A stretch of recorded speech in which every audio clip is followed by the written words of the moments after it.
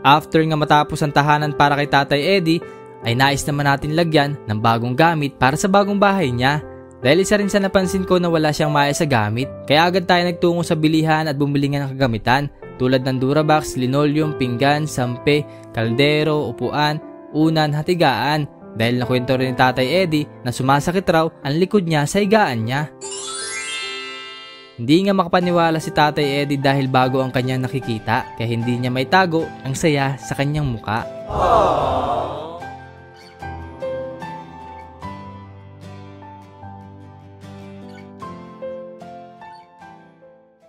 Magpalang araw sa inyo lahat. So nagbabalik tayo dito kay na Tatay Eddie para dalhan mga bagong gamit niya. Ay, naglagay na siya ng mga gamit niya din oh. Pero ayusin pa namin yan. Siguro tinanggal na niya yung mga gamit dun sa lumang bahay niya. Ito, tinatin yung bahay niya din eh. Ayan. So tinanggal na pala niya yung mga gamit niya oh. So, ito na yung lumang bahay niya. Pero yung gamit na dala natin o binili ay lalagay muna natin dito sa kanya.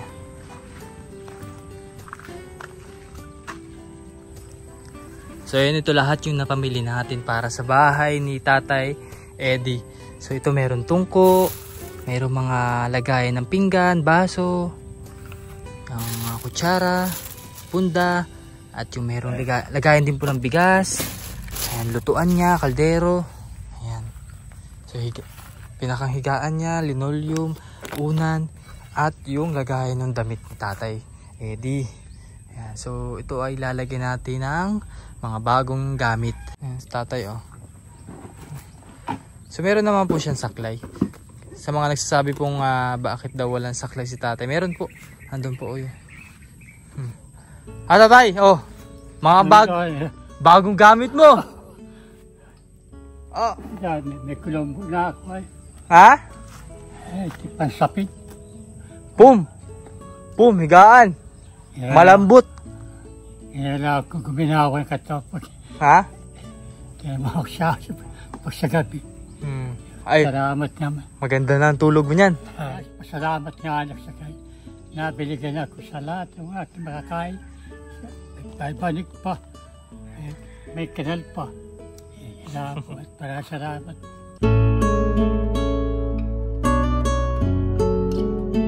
So ito yung pinakang gamit ay ayusin po muna namin. So ilalagay na po namin sa bagong bahay niya yung mga bagong gamit niya.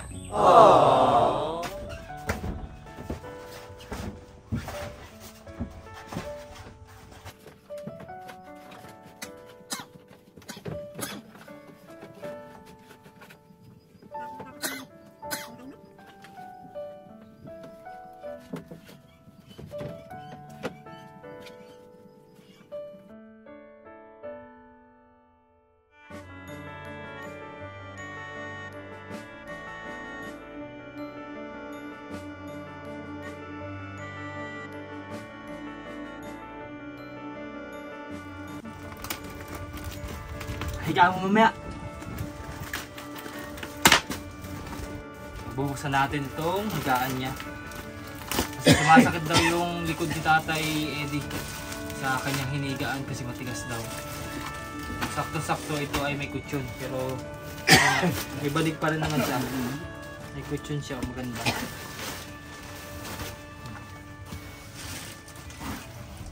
Ang haba. Ganda.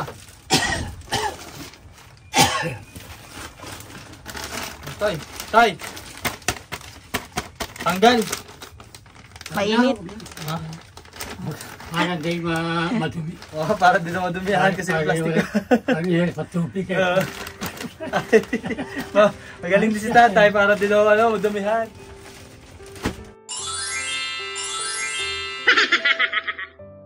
Lagyan natin itong mga box ni Tatay.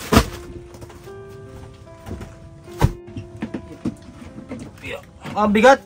Ang bigat ito. Gamit siguro ng Tatay. Oh, ang dami naman laman.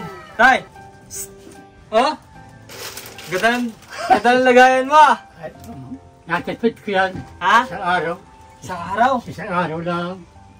Sa maga, isang araw. Matipid. Isang ganito? Ha? Isang araw? Isang araw doon niya, Eri. Hanggang tanghali, hanggang hapon yan. Hati. Yung lagayan niya ng bigas. Para magkuha ng sabaw. Ay, lagay mo ng bigas. Ay, na. Ito rin yung itlog na. Ganyan ko din yun. Ang galing nga. Meron mga food storage si tatay. Yung cabinet na binili ay food storage pala. Pwede naman. Kasi may mga lagay naman siya ng ano doon. Damit niya. Mga kahon-kahon.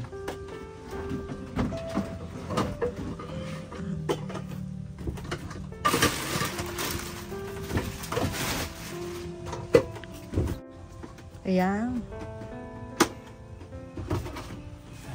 Ayan, yung bigas si tatay. Oh.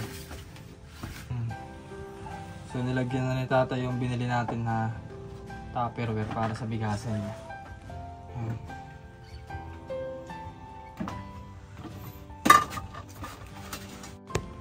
Ayan, suka, mantika, kung ano-ano po. Ayan, pinakang storage niya rin. So yung lutuan niya, lalagay natin din eh.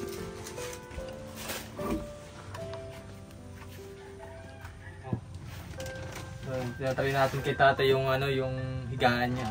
Ayos naman, ayos! Ayos! Malambot! Malambot!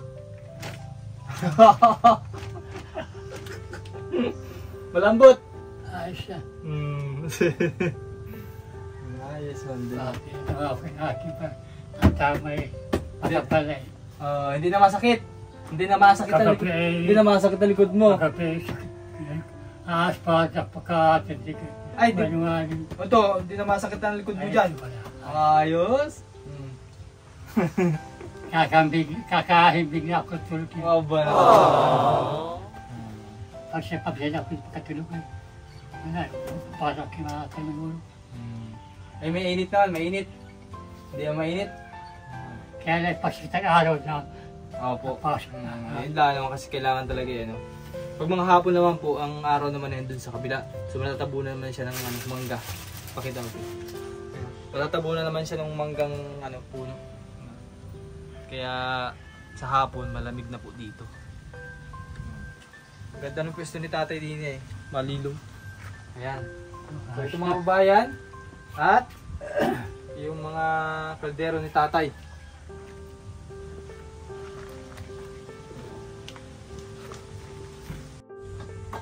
Wala naman siyang ibang lagayan pa. Ito yung mga pinaglalagay na pala ng tatay dito. Ito kasi yung binili namin. Madami palang kaldero si tatay Eddie Dini. Oh.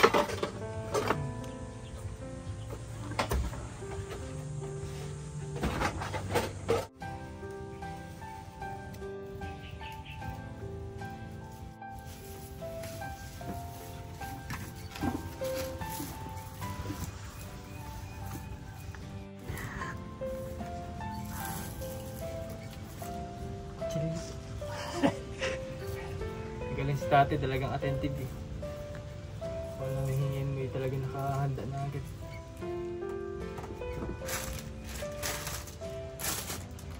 Okay na to?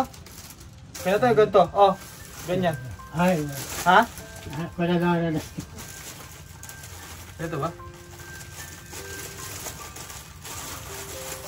Ganyan? Ayan? Yan. At meron po tayong dalang solar light po. Para kahit paano po ay may ilaw si tatay Eddie Dini kasi wala po siyang ilaw sa loob ng bahay niya. Ayan. So meron tayong dala. At nagpapasalamat po ako kay Tita Maria Maclen sa binigay pong mga solar light. Ayan. Thank you very much po Tita. Ilalagay na po natin ito kay Tatay Eddie na bahay. Pwede na lagayan. Saan natin ilalagay? Wala isa pa. Ha? Dito lang? Isa lang ito. Isa. Oo. Dini tay? Tay dito? Dito? Dito? Dito. O gusto mo dito? Yan, pwede dyan. Wala binigyan. Anong ilaw mo kagabi? Ay, Wala. Hindi, mandilim. pag kinatulog yung mga ka na alas 5. Kaya gana. Ay, okay lang kahit may ilaw. Ay, wala. Okay lamang kahit may ilaw ka. Ito na lang, oh. Kaya nga, ano pa sila eh. Yung binigay ko yung dongs. Kaya na, kan kurinti. Kaya dapat siya. Ano? Ang kurinti? Nagkaalila ng daga at kinukot. Ano yung binigay pa? Ito po yung binigay ni Kuya Dongs pa. Kay Tatay Eddie. Wala. Tapos ito, dapat pawilding ay. Sayang yung maganda kasi ito eh. Oh. Dapat rin nalagay mo din tayo. Oh. Ano dyan oh? Alagay mo dyan oh. Oh, may ilaw na. Oh. Oh, may ilaw na. Oh. Kahit lahat pa niya ako. Kailangan ni ata pa talaga to sa ano, sa init. Ang bilad mo. Pag may bata ang ako na. Baka wala.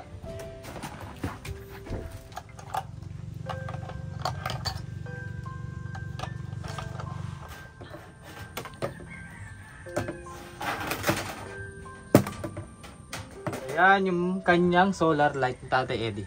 Yo, nailaw na siya mamayang gabi. Mali. Pagkadaan, kaya mga dali. Basta nagawa po eh. Ayan. Ay, Napugi. ay, pagkawan. Ayan, so may ilaw na si Tatay Eddie. Tingnan eh, paano pagpatay? Ah, ito. Pagpatay, ito. Off. Ito na lang, okay na to. Yan. Automatic. Patay. Yon. On. Yon. Alis. So mga babayan, at dito na po nagtatapos yung ating pag-aayos po ng bahay ni Tatay Eddie. At yun nga po, magkakameron po tayo ng ribbon cutting para sa bahay ni Tatay Eddie na pang-apat na pabahay dito sa Oriental Mindoro. So yun nga at mga babayan, at nagpapasalamat ako kay Ma'am Betty sa tulong po sa atin upang mapagawan si Tatay Eddie. Ayan. So, nagpapasalamat din ako kay Tita Maria Magnet po sa groceries na binigay po para kay Tatay Eddie. At kay Tatay Rene, na katulong natin sa paggawa ng bahay. Maraming salamat po. Masasabi? Ay, mas maraming salamat sa inyo. Yan. Sa tinulungan ninyo sa walang buhay ng tao, wala nang asawa. Yan. At kahit sikala ako, katakay siya, palpasay, malakas pa. Pati. At katapas-tapas. Yan, yung ako na patawa, pagtapas niya. Siya yung tatapas talaga. Pero, Mario, pagkakakiyo na doon, natapas-tapas ko naman yung ubos naman na saging at baka. Oh, malamig din, malamig. Ay, Malamig. ay, wag ka mag-ako. Ah, hubo. Kaya ka ba sa hubo, hanggang umaga pa, hanggang hapon. Kaya ako nakakapisip pag may nakaya ko. Pag-uwi, hubo na naman. Sige, at ingat ikaw dito, ingat. Na? Kami makapunta na dun, maalis na. Kasunod na lang, may pabalik ulit kami, magkakain tayo, makain. Kasunod. Ribbon cutting. Hindi natin alam kasi mahina po talaga yung padilig ni Tatay Eddie. So binabasa niya lamang po Pagkara mo yung buka ng bibig ko. Ugong. Kaya yun lamang yung ugong tanging ito, gusto ko iniintindi niya. ugong hangin ito ay sa gabi hindi makatulog. Wala. Nasa kita yung kagpilit. Pilit na wala. Hirap pagkataw, kahit ako napaglabanan ko lang, hanggang ako ibabuhan, nalalayak siya ba na Panginoon. Kaya ako Lagi magdasal na. Oo, yan ay aking rosaryo. Ay, doon pala nilagay Tatay Rosario niya. Diba? Ayan. Ayan. So, yun lang naman. At talagang yun lang kakapitan ni Tatay Eddie kapag nag-iisa siya, yung Panginoon. Pero yun nga po, may mga kamag-anak naman siya dito sa lugar nila. Puntahan naman Tatay Eddie. So yun mga babayan, at hanggang dito lang muna yung vlog natin kay Tatay Eddie. So maraming salamat po muli sa inyong panonood dito.